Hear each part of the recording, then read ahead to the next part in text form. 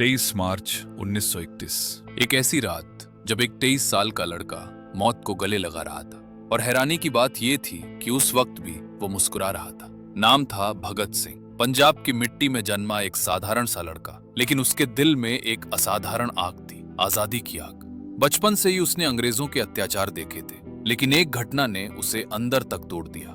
13 अप्रैल 1919, जलियांवाला बाग हत्याकांड। हजारों लोग एक बाग में इकट्ठा हुए थे शांतिपूर्ण प्रदर्शन के लिए, लेकिन अचानक अंग्रेजी फौज ने गोलियां चलानी शुरू कर दी। चारों तरफ चीखें, खून और लाशें। कहा जाता है कि उस दिन छोटे भगत सिंह उस जगह की मिट्टी अपने साथ घर ले गए थे। उस मिट्टी में खून की गंध थी। और उसी दिन एक क्रांतिकारी का जन्म हुआ। समय बीतता गया और भगत सिंह बड़े होते गए, लेकिन उनके अंदर की आग और भी तेज होती गई। फिर आया साल 1928, जब भारत के महान नेता लाला लाजपत राय अंग्रेजों के खिलाफ प्रदर्शन कर रहे थे। तभी अंग्रेज पुलिस ने उन पर बेरहमी से लाठीचार्ज किया।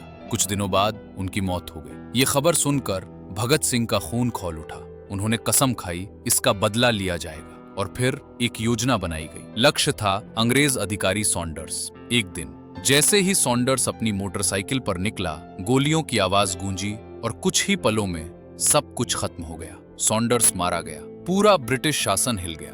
भगत सिंह अब अंग्रेजों की नजरों में सबसे बड़ा दुश्मन बन चुके थे। लेकिन कहानी यहीं खत्म नहीं होती। 1929, दिल्ली की सेंट्रल असेंबली। भगत सिंह और उनके साथी वहां पहुंचे और फिर एक बम फेंका गया। धमाका हुआ, लेकिन वो बम ऐसा था जिससे किसी की जान ना जाए, क्योंकि उनका मकसद किसी को मारना नहीं था, बल्कि अंग्रेजों को जगाना था। धुएं के बीच एक आवाज गूंजी, इनकलाब जिंदाबाद। भगत सिंह ने खुद को गिरफ्तार करवा दिया। अब वो जेल में थे, लेकिन वहां भी उन्होंने हार नहीं मानी। उन्होंने 116 दिनों तक भूख हड़ताल की। उनकी मांग थी भारतीय कैदियों के साथ इंसानों जैसा व्यवहार किया जाए।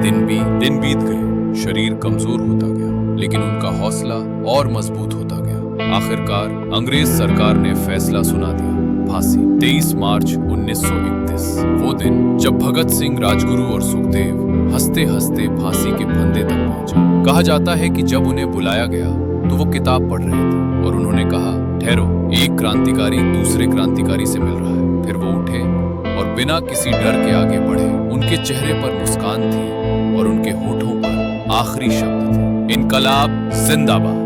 फंदा कस गया, लेकिन एक विचार हमेशा के लिए आजाद हो गया। भगत सिंह मर गए, लेकिन उनकी सोच आज भी जिंदा है। वो सिर्फ एक इंसान नहीं थे, वो एक आंदोलन थी, एक प्रेरणा, एक आग जो आज भी हर भारतीय के दिल में जल रही है और शायद हमेशा जलती रहेगी।